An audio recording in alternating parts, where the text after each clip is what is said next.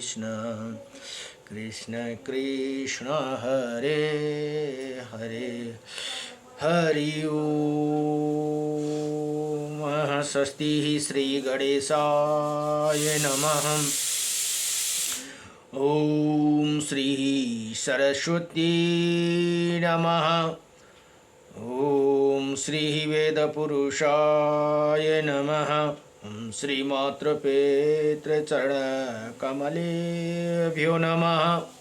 ओम श्री गुरुचरणकमलेभ्यो नमः।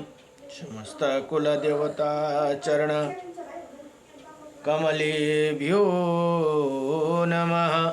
ओम समस्त पितृदेवता चरण कमलेभ्यो नमः। कृष्णं नारायणं वन्दे कृष्णं वन्दे व्रजप्रियं कृष्णं द्वैपायनं वन्दे कृष्णं वन्दे सीतासुतं वासुदेवं सुतः देवकं सचारुणमर्दनम् देवकी परमानन्दं कृष्णं वन्दे जगद्गुरुं मुकुं करोति वाचालं पङ्गुं लङ्घयति गिरिं यत्कृपातमं वन्दे परमानन्दमाधवं कस्तूरितिलकं ललाटपटले वक्षस्थले कौस्तुभं नासाग्रभरमौक्तिकं करतले वेणुकरे कङ्कणं सर्वज्ञ हरिचन्दनसुललितं कंठे च मुक्तं बलि गोपास्त्रीपरिवेष्टितो विजयते गोपालचूडामणिः वंशी विभूषितकर्णं नवनीरदाभात पीताम्बरदारुणाभिमा फलधरोष्टः पूर्णेन्द्रसुन्दरमुखा अरविन्द्रनेत्रात् कृष्णात्परं किमपि ततोऽहं न जानीहि सच्चिदानन्दरूपायं विश्वोत्पत्यादिहेतवे त्रयपत्राय विनाशायं श्रीकृष्णाय वयं नमः। ॐ कृष्णाय वासुदेवाय हरये परमात्मने नमः। प्रणतक्लेशनाशाय गोविन्दाय नमो नमः। जय जय श्री राधे जय जय श्री राधे मेरी स्वामिनी मैं राधे जू की दास जन्म जन्म दीजियो मोहे श्री चरण को बास जन्म जन्म दीजियो मोहे श्री वृंदावन को बास।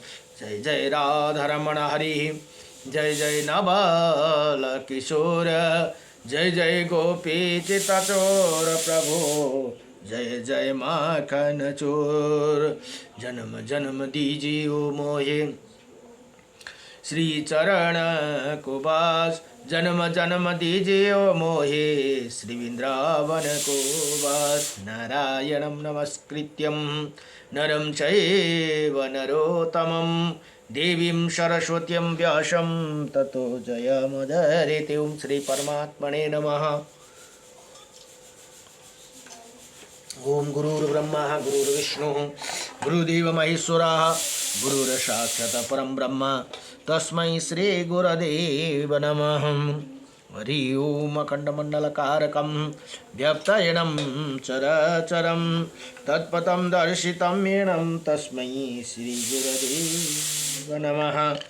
गुरु कई चरण मेरो काशी प्रयाग सदा चरण कुबास मिलो ब्रजरास को मुरली धुन त्यो मनमा सदा मेरो गुंजे रहो।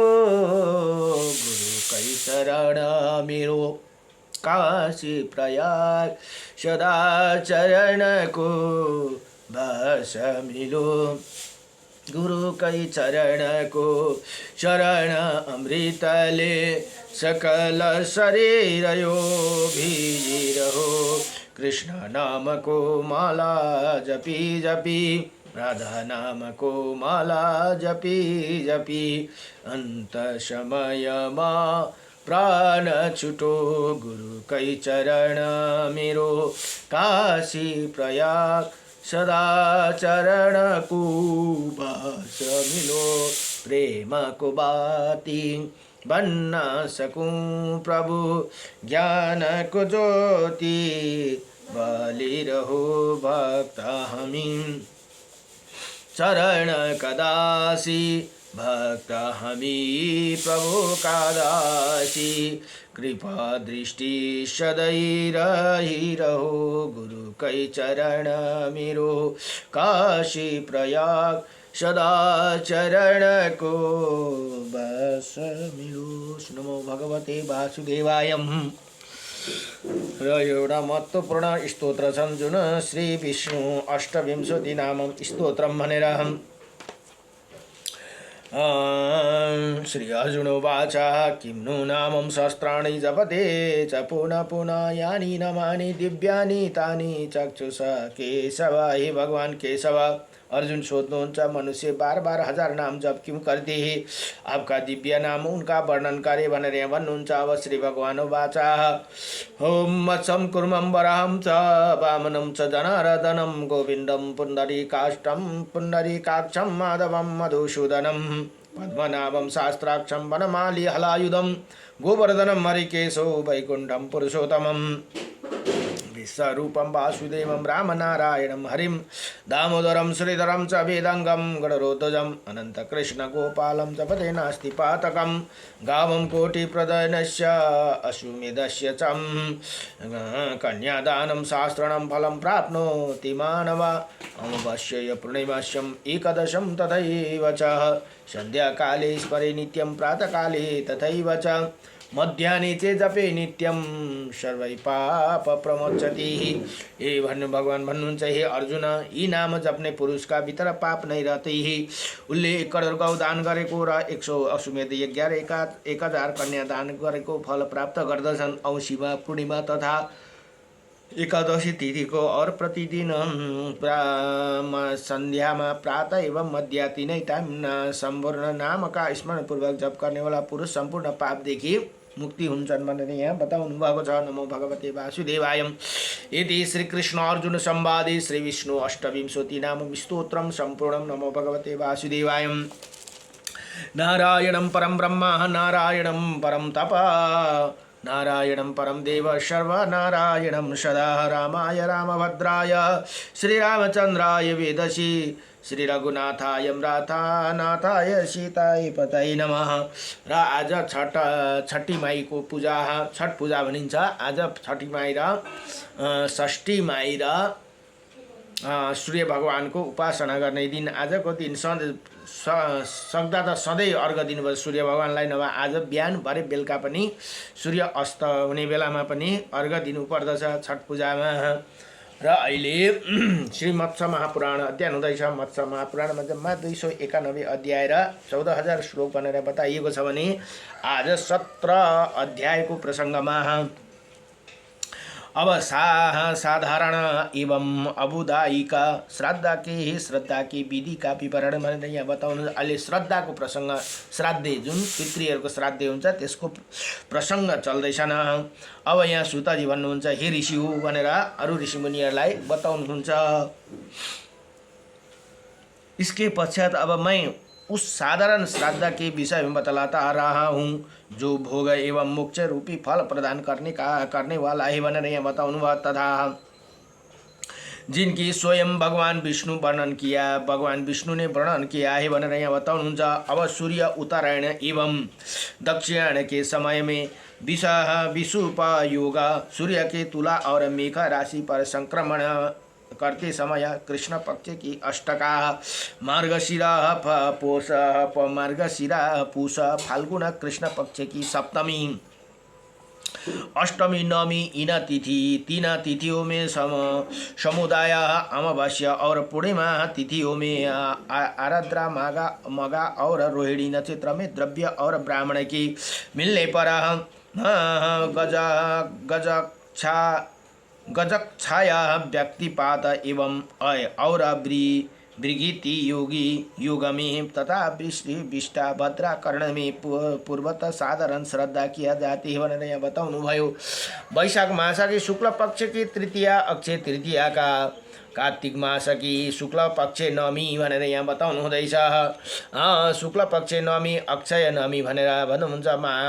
माघ मास की पूर्णिमा और भाद्र मास की शुक्ल पक्ष की त्रयोदशी ये युगादि तिथि को नाम से प्रसिद्ध है। यिनीहरू तिथिमा युगहरू चाहिँ परिवर्तनहरू भएको तिथि मानिन्छ भनेर कहिले कहिले भन्दा शुक्ल वैशाख शुक्ल पक्षको अक्षय तृतीयामा, कार्तिक मास की शुक्ल नवमी अक्षय नवमी भनेर, माघ की पूर्णिमा और भादौ मास को शुक्ल पक्ष के त्रयोदशी युगादि तिथि के नाम से प्रसिद्ध है। इन किया गया श्राद्ध अक्षय फलदायक होते हैं।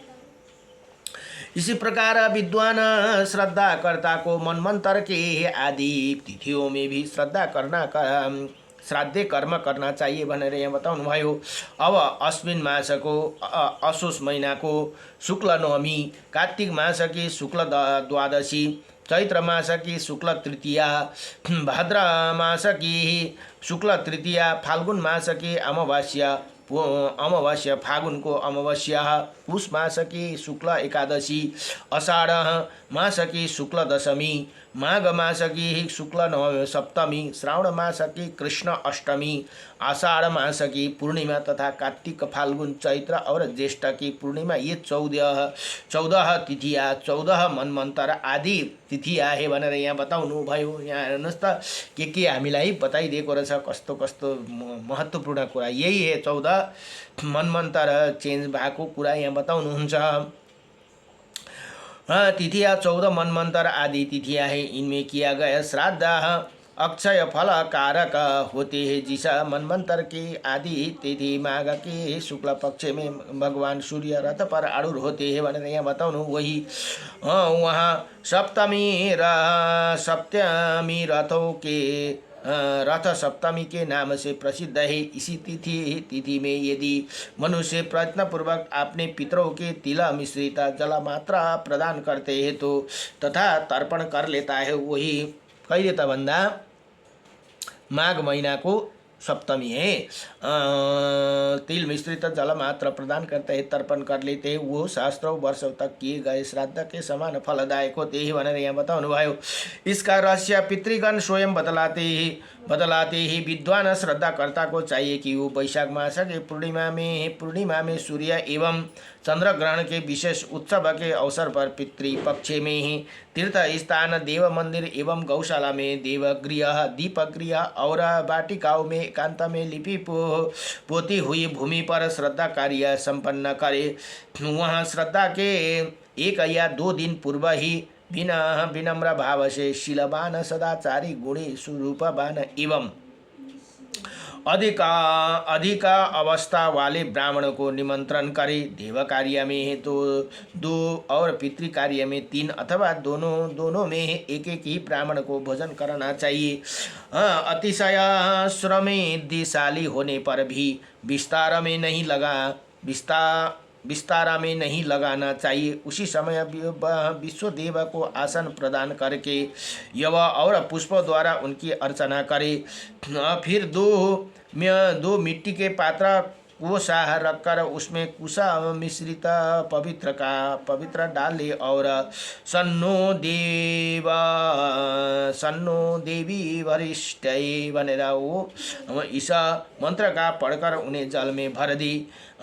नारायणोपनिषद यसो अस्मि नारायण उपनिषद ये मंत्र उच्चारण कर उनमें ये डाल दी भनेर यहाँ बताउनुहुन्छ।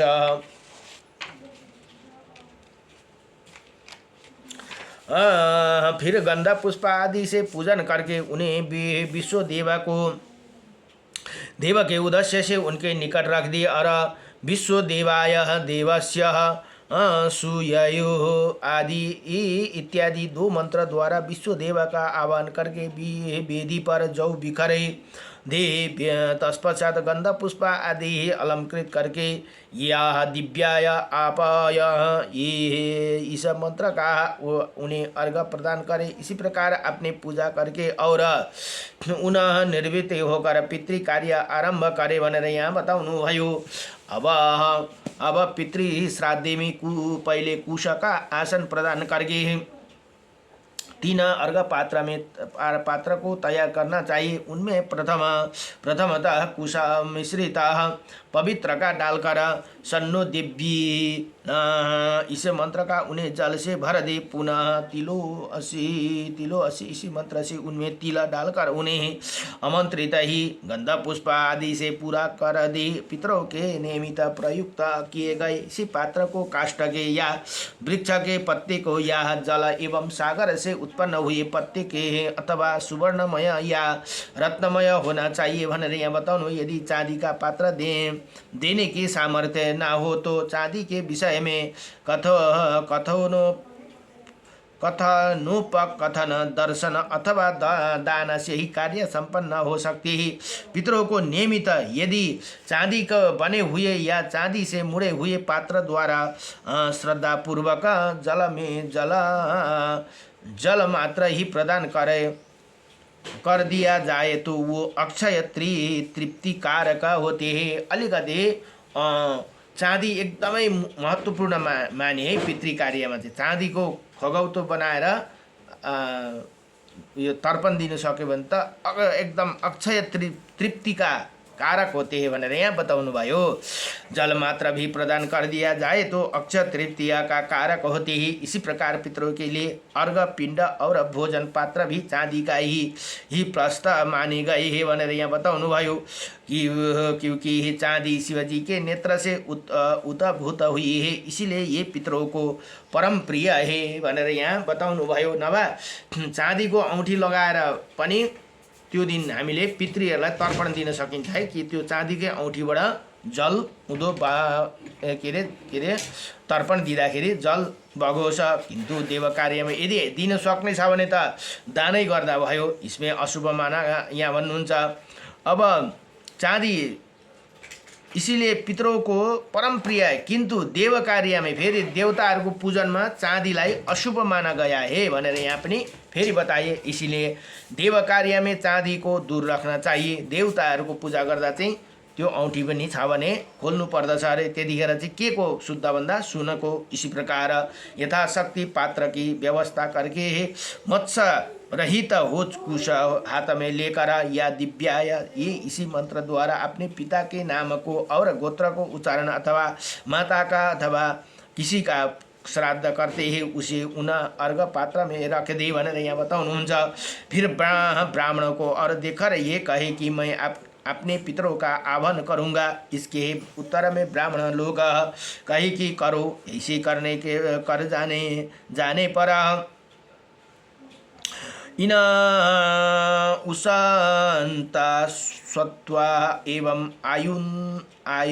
आयुन्तु नः ये दोनों ऋचाओं द्वारा पितरों का आह्वान करे। तत्पश्चात या दिव्याय इसी मंत्र से उसे अर्घ प्रदान करके गंध पुष्प आदि से उनका पूजन करे। फिर पिंड दान से पूर्व उसी जल को हाथों में लेकर उसे पितृपात्र में रखकर वेदी के अग्रभाग में उल्टा कर रख दो और पितृभ्यम स्वामी सह ये पितरों के लिए स्थान है।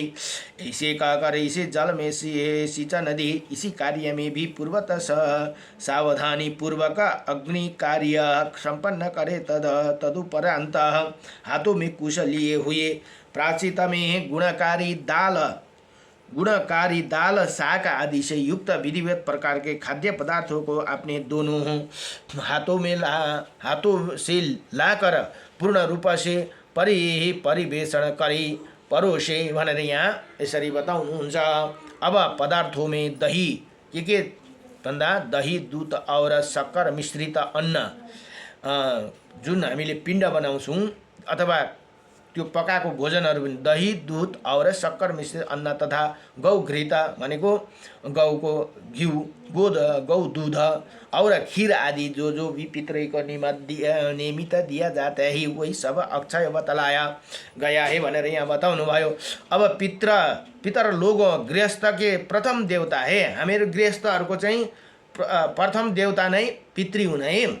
पितृ कार्य पहिलो हुन्छ अनि मात्रै अरू देव कार्य हुन्छ। श्राद्धको दिन पहिला श्राद्ध गरेर मात्रै त्यो दिन पूजापाठ दियो पनि अरू कसैलाई घरको कोहीलाई लाउँदा हुन्छ, नभए त्यो दिन पूजा गरिएन भने हामीलाई दोष लाग्दैन।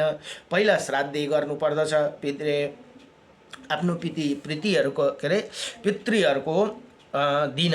अब यहाँ के भन्नुहुन्छ, हामीहरू गृहस्थको लागि पितर लोग ही गृहस्थ का प्रथम देवता हो भनेर यहाँ बताउनु भयो। अब प्रथम देवता है, इसीलिए श्राद्ध के अवसर पर पितृ संबंधी सूत को स्वाध्याय पाठ संपूर्ण पुराण ब्रह्मा विष्णु सूर्य और रुद्र के विभिन्न प्रकार के सूत, इंद्र अग्नि और सोम के पवित्र सूत, बृहदंतर रोहिणी सहित ज्येष्ठ मास शांति काध्याय, मधु ब्राह्मण और मंडल ब्राह्मण आदि तथा इसी प्रकार अनन्य प्रभृति प्रतिव्रतक सूत या स्तोत्र का स्वयं अथवा ब्राह्मणों द्वारा पाठ करना अथवा करवाना चाहिए भनेर यहाँ बताउनुहुन्छ। अब यहाँ ऋषि भन्नुहुन्छ, हे राजन, उस ब्राह्मणों को भोजन कर चुकने पर उनके भोजन के सन्निकट ही सभी ब्राह्मणों के लिए नियत किए हुए अन्न आदि पदार्थों को लाकर उन्हें जल से परिपूर्ण कर भोजन करने वाले को समक्ष ही ये कहते हुए पृथ्वी पर बिखर दे। मेरे कुल में मृतक के पश्चात जिन जीवों का अग्नि संस्कार हुआ हो अथवा जिनका अग्नि संस्कार नहीं भी हुआ हो, वो सभी पृथ्वी पर बिखरे हुए इसी अन्न को तृप्त हो जाए। जुन ब्राह्मणले खानुभएको चाहिँ जुठो छ नि त्यो चाहिँ पखालेर के अरे जमिनमा छोडिदिनु भनेर यहाँ बताउनुहुन्छ। और परम गति को प्राप्त हो जिनका ये न माता है, न जिनका पिता, न भाई बंधु है, न तो जिनका गोत्र शुद्धि हुई है तथा जिनके पास अन्न भी नहीं, ये उनका तृप्ति निमित्त मैंने भूतल पर ये अन्न को छिटक दिया भनेर यहाँ भन्नु अरे। अतः वो भी मेरे पितरों का भांति सुख भोग के लिए उत्तम लोगों में जाए। इसी प्रकार जो कुल वधुआ एवं वधुए बिना संस्कृत हुए ही मृत्यु के प्राप्त हो गई अथवा इसी कसले अब भन्छ नि बिहा गरेर भगाएर ल्याए तर सिन्दुरपते गरेन, जुनै संस्कार गर्नुपर्थ्यो त्यो नभइकन यदि गुज्रियो भने पनि मृत्यु प्राप्त हो गई। अथवा जिनका परिवारों ने परित्याग कर दिया है उनके लिए कुश मूल में लगा हुआ तथा विकार का बचा हुआ उचित भाग ही हिस्सा है। तदंतर ब्राह्मणों को तृप्त जानकर एक बार उन्हें हाथों पर जल डाल दे, फिर गोबर गौमूत्र तथा जल से लिपी हुई भूमि पर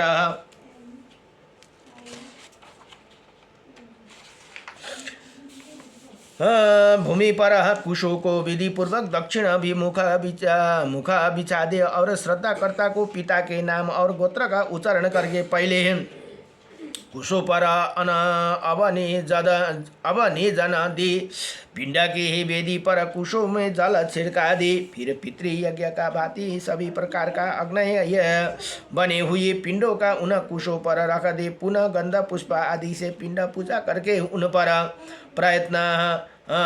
प्रत्येक जन जल छोड़ दे और बायां घुटने टेककर बायां हाथों से प्रदक्षिणा करे। इसी कुश हाथों में लेकर विधि पूर्वक पितृ कार्य संपन्न करे। बुद्धिमान श्रद्धाकर्ता को पूर्वत विधि के अनुसार दीप जलाना एवं पुष्पों द्वारा पूजन करना चाहिए। तत्पश्चात ब्राह्मणों को आचमन करा लेने पर स्वयं भी आचमन करे। उनके हाथों पर एक एक बार जल, पुण्य, पुष्प, अक्षता और तिल सहित अक्षोदय अक्षोदक डालकर यथाशक्ति उन्हें दक्षिणा दे। पुनः कंजूसी छोड़कर पितरों को प्रसन्न करते हुए गौ, पृथ्वी, सोना, वस्त्र, सुंदर सैया तथा जो भी वस्तु अपने पिता के अभिष्ट रही हो वो सब ब्राह्मणों को दान करना चाहिए।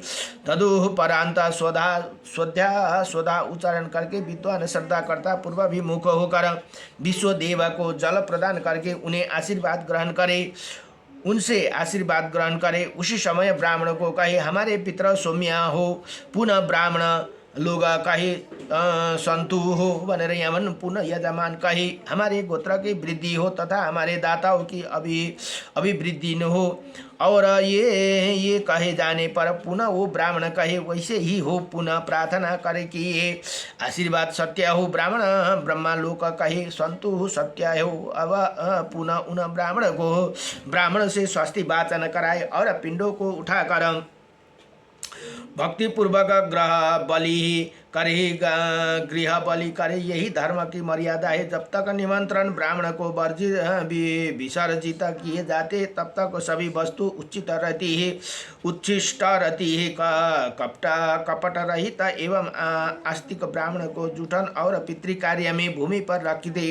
बिखरे हुए अन्न नकुरों के भाग है भनेर यहाँ बताउनु न। ऐसे कहा जाते ही कि नरेश्वर पितरों द्वारा व्यवस्थित यही तर्पण रूप कार्य पुत्र हीणों को, पुत्र बाणों को तथा स्त्रियों के लिए भी है।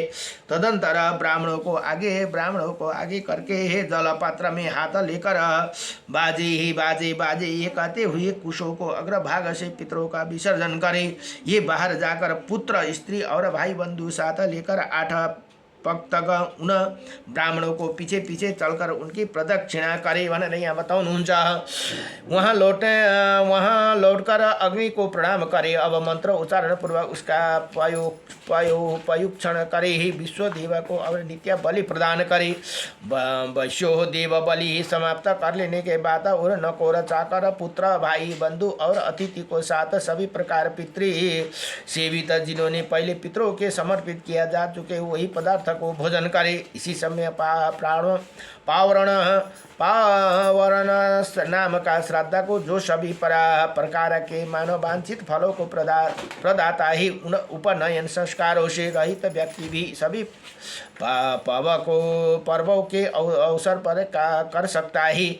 बुद्धिमान पितृभक्त पुरुष पति रहता अवस्था में तथा परदेश में स्थित रहने पर भी ये श्रद्धा का विधान कर सकता है। शूद्र को भी पूर्वत विधि के अनुसार मंत्र रहित इसी श्राद्ध को करने का अधिकार है ऋषियों। अब तीसरे प्रकार के पारण श्राद्ध को जो अबुदायी का वृद्ध अवस्था के नाम से कहा जाता है बतलाता रहा हूँ। यह श्रद्धा किसी उत्सव, हर्ष, संयोग, यज्ञ, विवाह आदि के शुभ अवसर पर किया जाता है भनेर यहाँ बताउनुहुन्छ। एउटा विवाह गर्नु, कुनै उत्सव गर्नुभन्दा अगाडि गर्ने श्राद्ध लाइक यहाँ राजा ने इसी ही श्राद्ध में प्रथमतः माताओं की पूजा करके तत्पश्चात पितरों की पूजा करना चाहिए।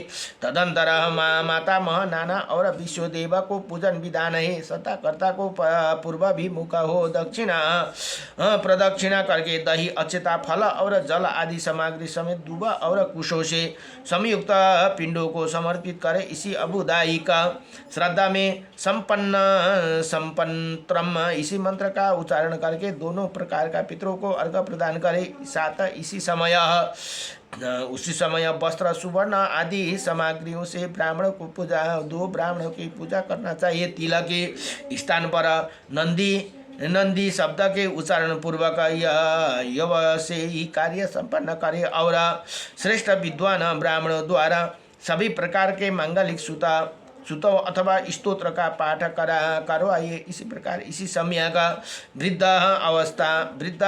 वृद्ध श्राद्ध में शूद्र भी सदा सर्वदा नमस्कार रूपी मंत्र को उच्चारण तथा आमंत्रण दान से बिना पके हुए कच्चे अन्न को दान से कार्य संपन्न कर सकते हैं। शूद्र को विशेष रूप से दान प्रदान है। दान में तत्पर दानशील होना चाहिए, क्योंकि दान से उनका सभी मनोरथ पूर्ति हो जाती है। ऐसे ही सर्व समर्थ भगवान कहा गए, भगवान ने कहा है भनेर यहाँ बताउनु भयो। यति भनेर श्री इसी प्रकार श्रीमत्स महापुराण को साधारण अबुदाय श्राद्ध वर्ण नामक 17वां अध्याय सम्पूर्ण भयो। नमो भगवते वासुदेवाय, कृष्णाय वासुदेवाय, हरे परमात्मने नमः। प्रणतक्लेशनाशाय गोविन्दाय नमो नमः। श्रीकृष्ण गोविन्द हरे मुरारी, हे नाथ नारायण वासुदेवं पितुमातु स्वामी सखा हमारे, हे नाथ नारायण वासुदेवं। नमो भगवते वासुदेवाय नमः।